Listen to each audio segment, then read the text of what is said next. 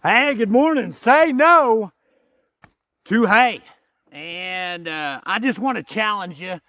So, if you don't feed hay, what are you going to do, Duncan Smith in the sticks? Well, I'm not saying that hay isn't necessary, but maybe you ought to concentrate on just shortening your feeding window for this high quality fescue hay. So I come from my dad was probably the best Kentucky 31 fescue manager. I put the guy up against anybody. He would leave a residual in his pastures. He would put a 60, 20, 40 fertilizer. It was a chemical fertilizer, but boy, let me tell you, he would grow grass. That was 60 pounds of nitrogen, 20 pounds of phosphorus, 40 pounds of potash. If memory serves, it took about 234 pounds of material to get that 60, 20, 40 ratio. And he had done soil tests, and he would say, save your money. 60, 20, 40 is what this Kentucky 31 pasture needs year in and year out. He wasn't big on lime. I remember Dad spreading some lime, and commercial fertilizer was so cheap that you could hide a lot of deficiencies by not spreading lime. But, times are changing. So say no to hay, say no to feeding hay for, 100 days. Um, what are you going to do besides feed hay? Stockpile pasture, move brake wires. And, I farmed in my youth. And now, today I'm 56. Happy birthday to me. And, the first real estate check I got, I bought a harvest table. That thing, probably, I don't know, it's 16, 18 feet long. And I bought that with my first real estate commission check to so that all of our family members could sit down at a meal. And then it turns out we like to have grandkids, and we've got 5 kids, my bride and I, and so we can't even fit them on that harvest table now unless you're all scrumpled up. Um, and then my second real estate commission check, I bought a net Kloss 46 baler. It's a 4-footer soft core. It's what you see here. And, that started me down I've always wanted a net wrap baler. We just had string tied balers all of my days. And, if you sit there in a field and rotate that bale, even with a double twine tube, it's going to take, a minute, 2 minutes probably to wrap that bale. And whenever you can make 100 bales a day, that's 200 minutes. So you basically 3 hours, you're sitting there at that tractor at 540 RPMs on that revolutions per minute on that shaft. And when you go to a net wrap baler, and you're talking 15 seconds, that baby net wraps. Here's the wonderful net wrap. Can't hardly get it. Right there it is. And it sheds water better. So you're talking to a guy who has had the luxury of putting up hay. And as the human condition goes, there's nothing more satisfying. Back in my day when I chewed Copenhagen, boy, you get a big old chew of Copenhagen, hook up the 9 foot 1320 Heston disc vine, and they would float, and you could cut 100 acres of hay a day. And that was probably more than one round baler could actually wrap up in a day. And so, of course, we bought two Gale 1860, 1870 balers. And then we went to three. And as a family unit, we put up hay. So, I'm not saying I haven't had the luxury over time of putting up hay, but with this land price escalating, it's all in the details, and the margins continue to get slimmer and slimmer. And putting up hay and having a long feeding hay window is just not conducive to profit. And you're talking to a guy who's leasing out his farm because at my age, if I get slammed up against a corral, you know, I'd probably make it back, but I would question. I farmed in my youth. We raised our kids, milked cows, and sold some beef. And we weren't great managers, but we got to live our dream, and still are. But I would question the economics of putting up hay, and all of the university folks will tell you.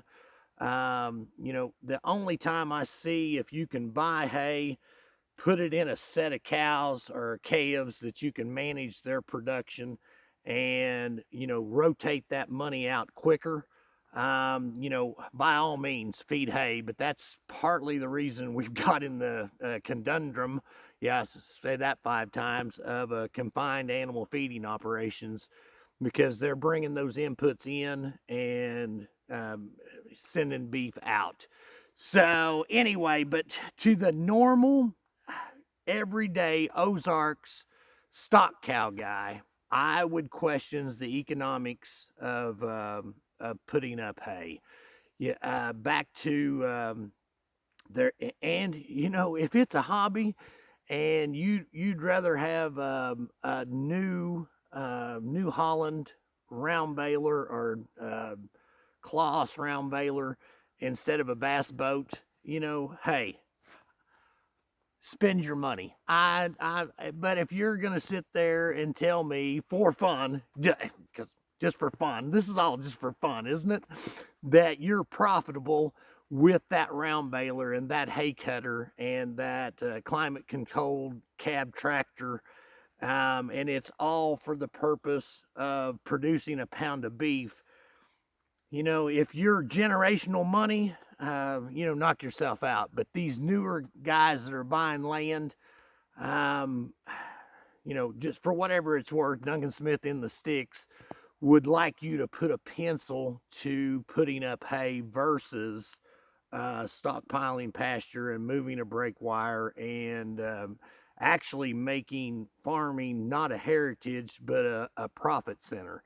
And I love the heritage of farming, and you know it's easy for me to say, right? Because I inherited a pretty good farm, and you know we have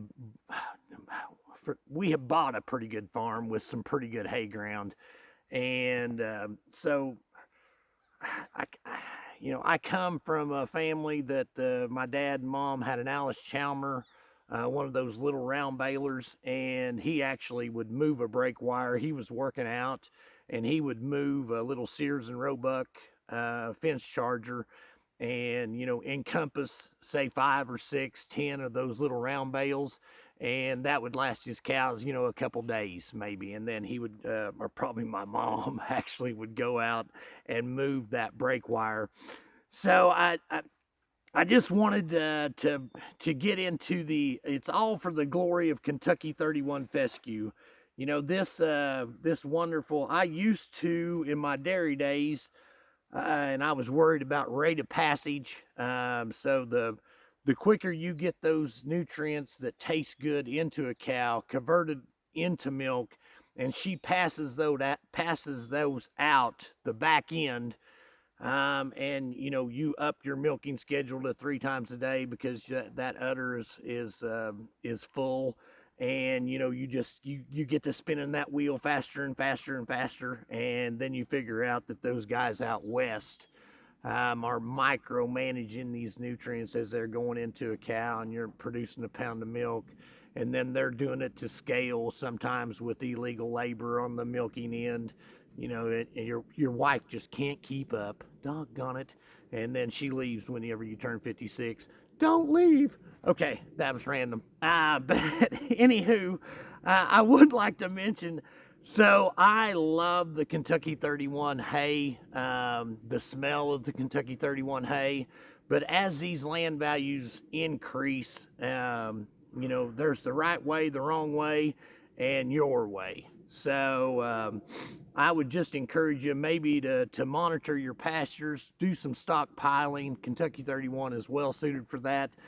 Decrease your stocking rate, and you'll lose less. Should I have taken my own advice? Possibly.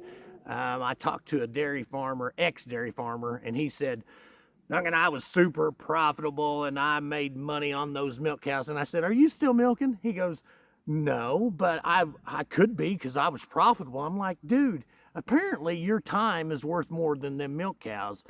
And so anyway, I'm venturing off of the hay subject. But stockpiling pastures, moving brake wires, if you're going to be in the cow business at these land price levels, you know, this game is changing, and it's changing fast. And I am a little concerned, you know, in the 70s and 80s, the folks that we were striving to be when I was growing up owned big farms and milked some cows and had some stock cows and raised Holstein steers. And you know, that element of that glory period is kind of diminishing. You know, the folks that have the bigger farms, have the nicer tractors, they still, you know, they have high-paying jobs, and their hobby is the farm, and you know, and that's cool. But I am a little bit concerned about where America is going to get their beef and get their milk. You know, these bigger dairies. Up there comes a hired gun as we speak. He ain't hired. He's leasing the best farm in Wright, Texas, and Douglas County. Anyway, I would just want you to put a pencil to the paper, and I had to get rid of some memory on this phone. But my favorite story is my dad would put down hay. He would read the milk tank, and about May 21st, your production level would start to go down, just because your lignin and your fiber content was going up in your forages, and those cows weren't breaking it down quite as fast, and it was starting to get hotter, and you know, the effects of the Missouri Ozarks environment on a dairy cow. You know, you could tell that you probably needed to start cutting your hay if it wasn't going to rain May 25th. And we had a neighbor, I may be telling this story the second time, imagine that. But we had a neighbor, he said, I don't know why you would cut your hay in May and June, whenever if you cut it in July, you get twice as much and the cows eat less of it.